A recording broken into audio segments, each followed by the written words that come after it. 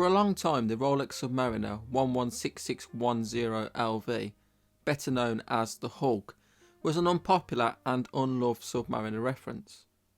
But that has changed in recent years, and secondary market prices have skyrocketed to double or even triple the original retail price. There are many different clones and homages at different quality levels and price points, such as the San Martin SN017G and the Steinhardt Ocean 1. But this is the Pagani Design PD-1661, which you can pick up for less than £100, including shipping. Let's take a closer look. The case measures 40mm in diameter, with a thickness of around 13mm, and a lug-to-lug measurement of around 48mm. It is made from 316L stainless steel, with a mixture of polished and brushed finishing. It has a screw-down crown, signed with the Pagani Design logo. The caseback is a screw-down display caseback, and the outer edge is engraved with the specifications. The movement isn't much to look at, but it's cool nonetheless. The bezel is stainless steel with a green ceramic insert. It is a 120 click bezel, and there's a little bit of play, but it's not bad at all. The alignment is pretty much spot on. The crystal is a flat sapphire crystal with a cyclops over the date. The watch is rated to 100 meters water resistant, which is fine for swimming and recreational diving. The dial is a beautiful sunburst green with lumed applied hour markers and a printed white minute track. The dial is well proportioned, although there is quite a bit of text, it isn't too overwhelming.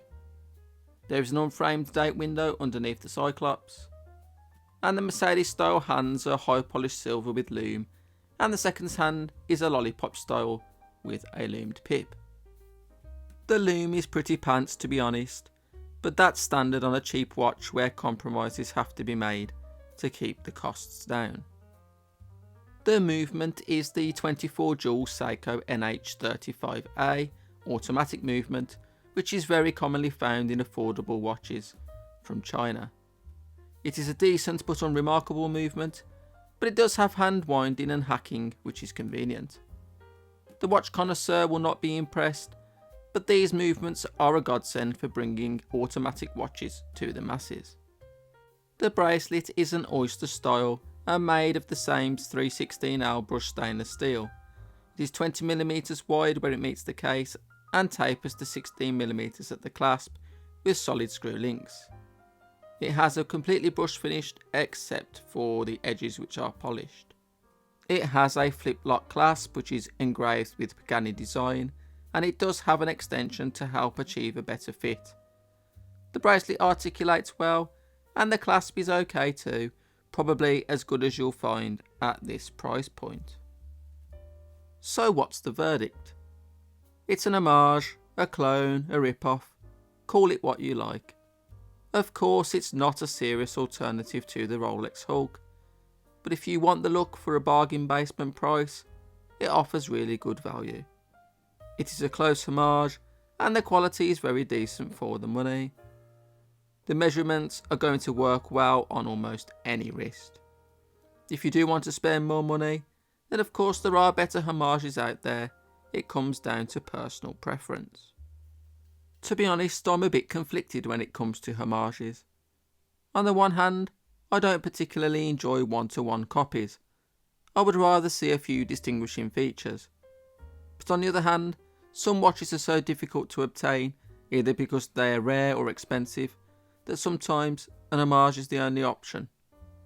The types of people buying a watch like this are probably never going to own the Rolex. It's a different market, and if a watch like this stops someone buying a dodgy fake from a shady company, that has to be a good thing. This watch isn't really my cup of tea, but if you like it, buy it, wear it, and enjoy it. That's all that matters. You don't have to justify your watch to anyone. Let me know in the comments what you think. If you enjoyed this video, please consider liking and subscribing. It really does help. Thank you for watching, and I'll see you again soon.